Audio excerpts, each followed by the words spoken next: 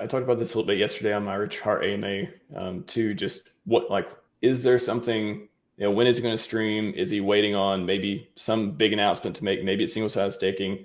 Maybe it's, he's looking at the market and thinking, okay, when is the best time for me to be in the spotlight again and start talking about this stuff? When am I going to go on with BitBoy or Ivan or Randman and all those guys, or we'll be on this channel? So I think single side staking there's so many things to do.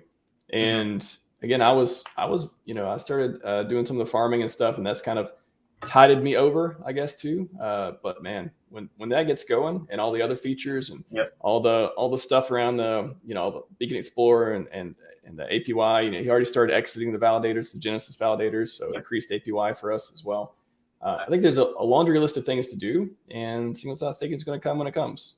In the meantime, there's some stuff to play with. Yeah, and I think that there's a few reasons why Richard's not streaming. I think, well, these are my assumptions on why he's not streaming. One, you have the circulation going around, 50 weeks to weed out the individuals that don't believe. Understandable completely.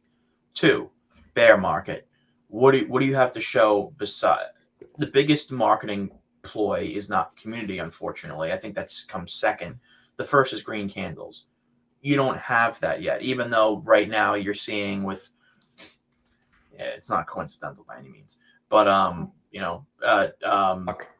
with the hell Gary Gensler suing Binance and Coinbase, and then Jerome Powell coming in and saying it has staying power, and then you have BlackRock applying for an ETF, then you have other hedge funds applying for an ETF now.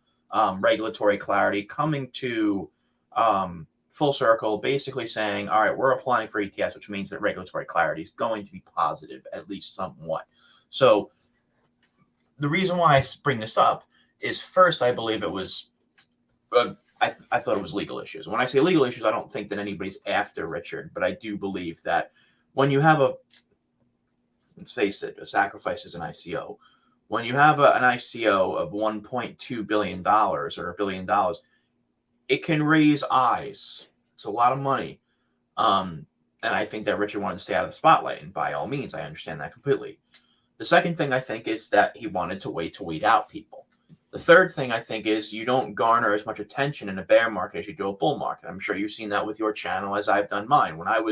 I had 600 subscribers when I first got into Hex and PulseChain, but I was getting 7,000 to 9,000 views per video. Now I'm only getting 1,000 to 2,000, maybe 4,000 if I'm lucky. If it's a big name. And the fourth, I think that dealing with the stress and the hostility from his own community and outside with the animosity, I think with PulseChain launch, there's a logical justification to step back, and hell, I'd do the same thing if I was him. So those are my presumptions on why he's not streaming. Wouldn't it be nice if he didn't stream for a while and the price went up? And wouldn't that be like a total not managerial effort kind of thing? Hey, I haven't did anything. I tweet every once in a while, and look, the community is building on this products, and the price is doing what it's doing. Yes. And wouldn't that be a good thing to have in the back pocket as well? Exactly.